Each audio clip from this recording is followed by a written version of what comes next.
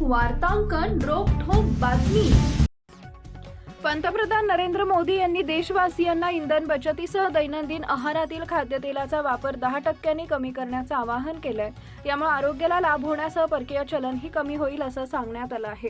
मोदींनी केलेल्या आवाहनाला सोलापूरकरांनी मोठा प्रतिसाद दिल्याची माहिती समोर आली असून सोलापुरातील तेल विक्री 40% घटल्याचं व्यापारी सांगतात। सोलापुरात 14 लाख सरासरी लोकसंख्या असून साधारणपणे 1.5 लाख कुटुंबांमध्ये दररोज प्रति व्यक्ती 15 ते 20 ग्रॅम तेल स्वयंपाकासाठी वापरले जाते।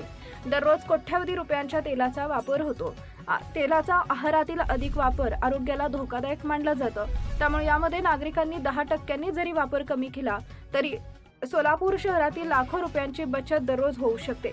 परिणामी दरवर्षी कोट्यावधीच्या परकीय चलनावर होणारा खर्चही कमी होऊ शकतो असं सोलापुरातील व्यापारी सांगतात। इंधन दरवाढीमुळे घरगुती साहित्यांचे म्हणजेच किराणा मालाचे दर 2 ते 3 रुपयांनी वाढल्यात। यामुळे सध्या बाजारपेठेत खरेदी विक्री मंदावल्याचं व्यापारी सांगतात। मागील काही दिवसांपासून बाजारपेठेत ग्राहकांची गर्दीही कमी प्रमाणात दिसून येते।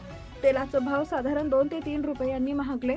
सध्या तेलाचा पुरवठा सुरळीत आहे, मात्र विक्री मंदावल्यानं त्याचा परिणाम बाजारपेठेवर झालाय।